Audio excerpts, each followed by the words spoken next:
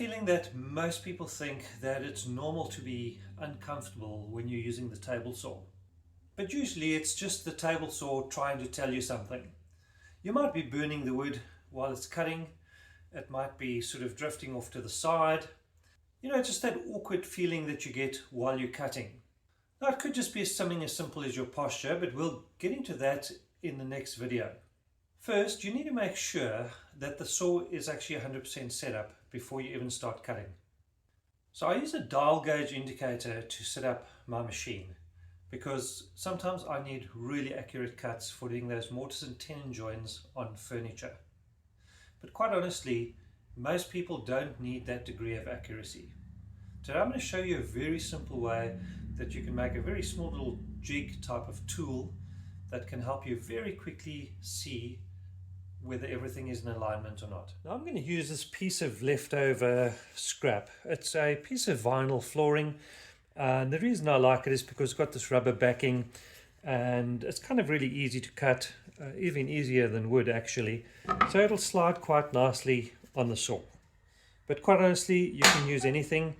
You could even use a piece of ply. Just make sure it's nice and straight. I'm going to be removing the blade guard because I cannot get my push stick past the right hand side.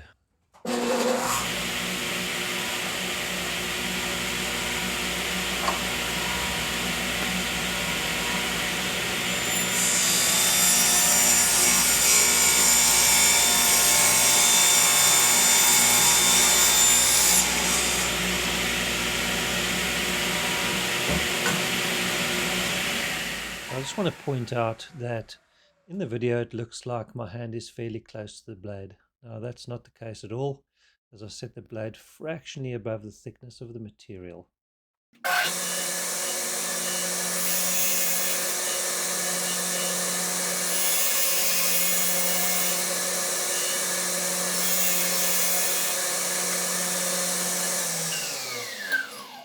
Now we're just going to run the miter gauge through to the other side of the blade.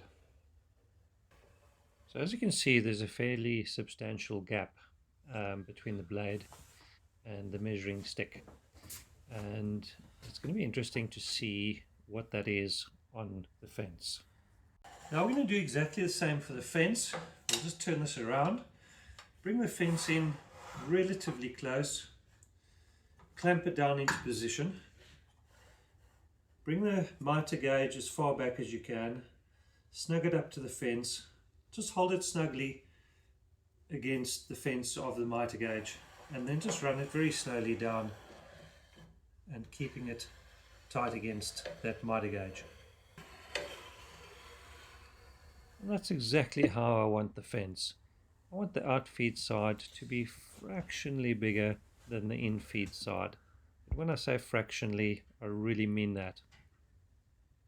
Now before you learn to make complicated cuts, make sure that the saw isn't fighting you first. Now if everything is aligned properly and you still feel awkward cutting, the next thing we can look at is your posture and your stance at the saw. Now this makes a bigger difference than most people realize, and we're going to take a look at that in the next video.